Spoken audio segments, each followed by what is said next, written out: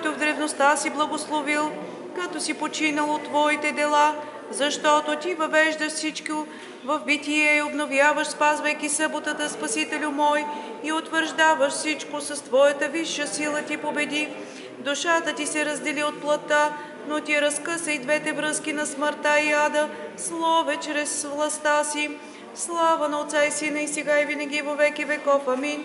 Адът се огорчи, когато те срещна, слове, защото видя човек обожествен, наранен с рани, но всесилен, и умря от страх при тази гледка.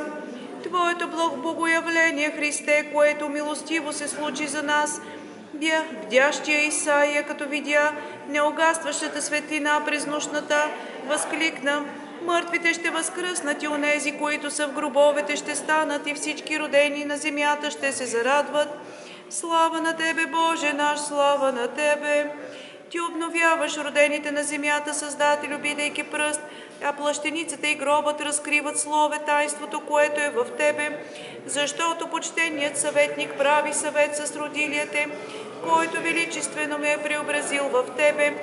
Чрез смъртта Ти промени смъртното, чрез погребението тленното, защото Ти оставаш непроменен, както подобава на Бога, правейки безсмъртно това, което си получил.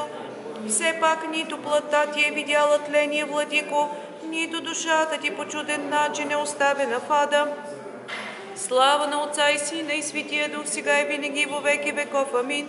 И излязал от небрачната и прободен в ребрата, Създателю мой, Ти чрез нея осъществи обновлението на Ева, ставайки нов Адам си заспал свръхестествено, възстановяваш природата, сън, и си възкресил живота от съня и тлението, защото си всесилен. Иона бе уловен, неудържан в корема на кита, защото носейки образа на Тебе, който пострада и бе предаден на погребение, той излезе от звяра, като от брачна стая извика към стражата: вие, които пазите лъжливо и напразно, сте изоставили собствената си милост. Слава на Тебе, Боже наш, слава на Тебе!